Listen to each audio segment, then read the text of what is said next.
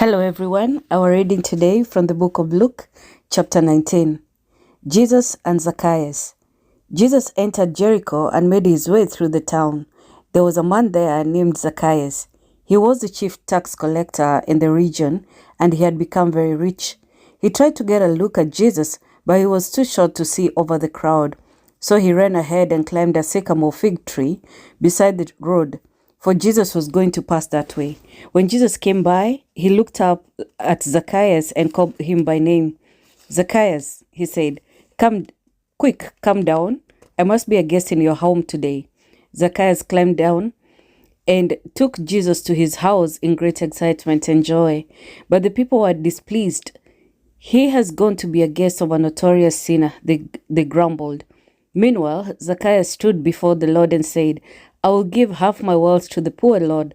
And if I have cheated people on their taxes, I will give them back for 4 times as much."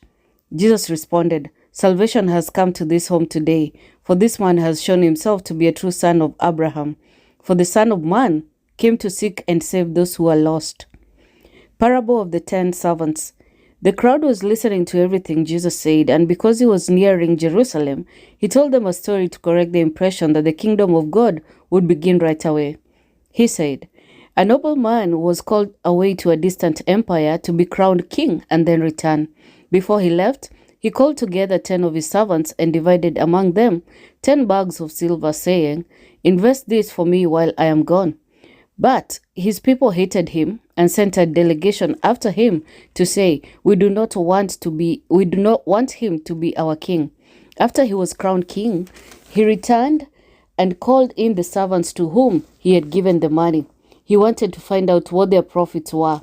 The first servant reported, 'Master, I invested your money and made 10 times the original amount.' 'Well done,' the king exclaimed. 'You're a good servant.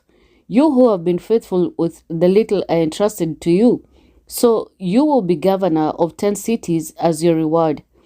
The next servant reported, 'Master, I invested your money and made 5 times the original amount.' 'Well done,' the king said. 'You will be governor over 5 cities.' But the third servant brought back only the original amount of money and said, 'Master, I hid your money and kept it in a safe. I was afraid because you're a hard man to deal with, taking what isn't yours and harvesting crops you didn't plant.' 'You wicked servant,' the king roared. 'Your own words condemn you. If you knew that I am a hard man who takes away what isn't mine and harvests crops I didn't plant, why didn't you deposit my money in the bank? At least I could have gotten some interest on it.' Then turning to the others standing by, the king ordered, 'Take the money from this servant and give it to the one who has 10 bags.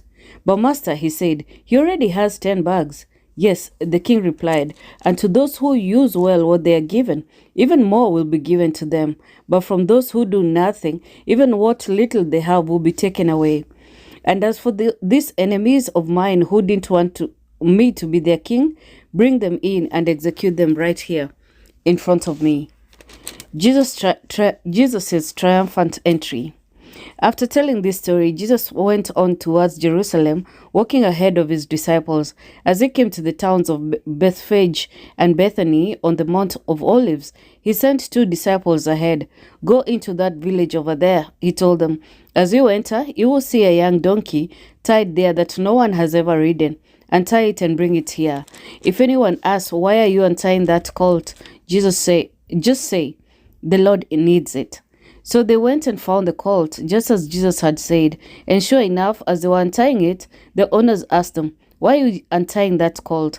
And the disciples simply replied, "The Lord needs it." So they brought the colt to Jesus and threw their garments over it for him to ride on. As he rode on, the crowd spread out their garments on the road ahead of him.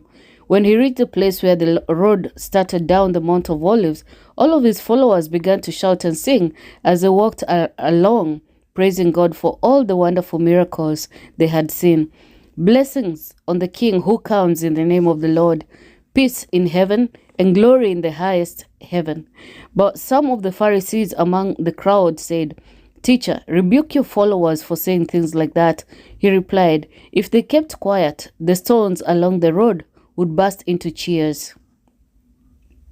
Jesus weeps over Jerusalem.